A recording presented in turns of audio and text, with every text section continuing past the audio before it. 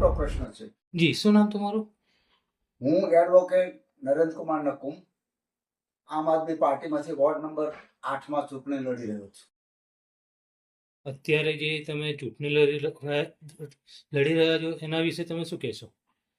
હું હાલમાં આમ આદમી પાર્ટીના ઉમેદવાર તરીકે વોર્ડ નંબર 8માંથી ચૂંટણી લડી રહ્યો છું।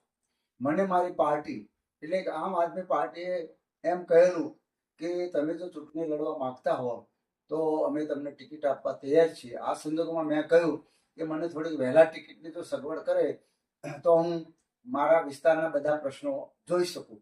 આ સંજોગોમાં હું લગભગ 2 માસથી વોર્ડ નંબર 8માં ફરી રહ્યો છું અને વોર્ડ નંબર 8ની અનેક સમસ્યાઓ મેં નજરે નિહાળી છે। નરેન્દ્રભાઈ, વોર્ડની અંદર પ્રચારમાં જનતા સાથે કેવો અનુભવ રહ્યો અને ચૂંટણીના ગણતરીના જ દિવસો રહ્યા છે, તો કેવો અનુભવ રહ્યો?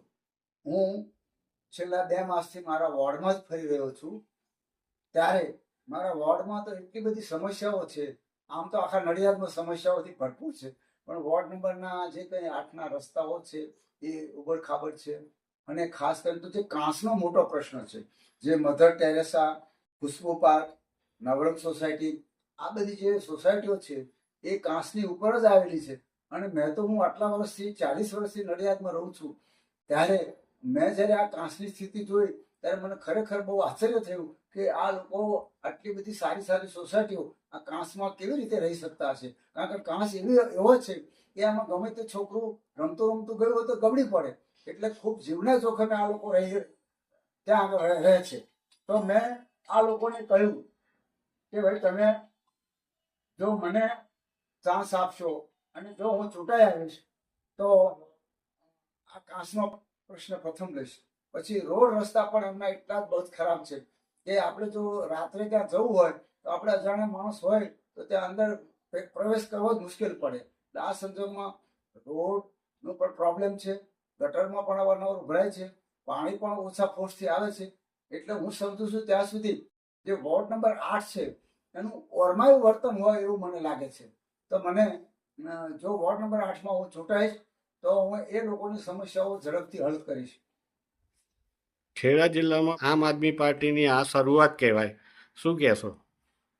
જુઓ ને, કોંગ્રેસે તો આખા દેશમાં વર્ષો સુધી રાજ કર્યું, ભાજપ પણ છેલ્લા 30 વર્ષથી રાજ કરે છે, નડિયાદમાં પણ 30 વર્ષથી ભાજપનું શાસન છે। પરંતુ આખા નડિયાદમાં જે રસ્તાઓની સ્થિતિ છે, સાફ સફાઈની સ્થિતિ છે અને જે કંઈ નાગરિકોના લગતા જે કંઈ પ્રશ્નો છે એ પ્રશ્નો જોઈએ એવા હલ થતા નથી। થોડું ઘણું કામ થાય પાછું બંધ પડે। એટલે આ સંજોગોમાં જેને વિકાસ કહી શકે શહેરનો એવો કોઈ વિકાસ થયો નથી। અને જ્યારે હું નાગરિક સમિતિમાં કામ કરું છું તો નાગરિક સમિતિના સ્થાપક અને પ્રમુખ તરીકે મેં નડિયાદ શહેરના અનેક પ્રશ્નો ઉઠાવ્યા છે અને એમાંથી ઘણા બધા પ્રશ્નો હલ પણ થયા છે।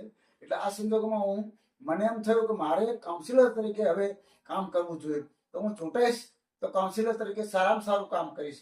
ફક્ત મારા વોર્ડનું જ નહીં પણ આખા નગરનું હું ધ્યાન રાખીશ। હવે જે નવો વિસ્તાર પણ નડિયાદમાં જો ઉમેરાયો છે એની તો અનેક પ્રકારની સમસ્યાઓ છે, એમાં પણ હું રસ લઈશ। અને આમ છતાં ચૂંટણીમાં અત્યારે મને જે રીતે સહયોગ મળી રહ્યો છે, આવકાર મળી રહ્યો છે, એ સંજોગોમાં હું 100% જીતીશ।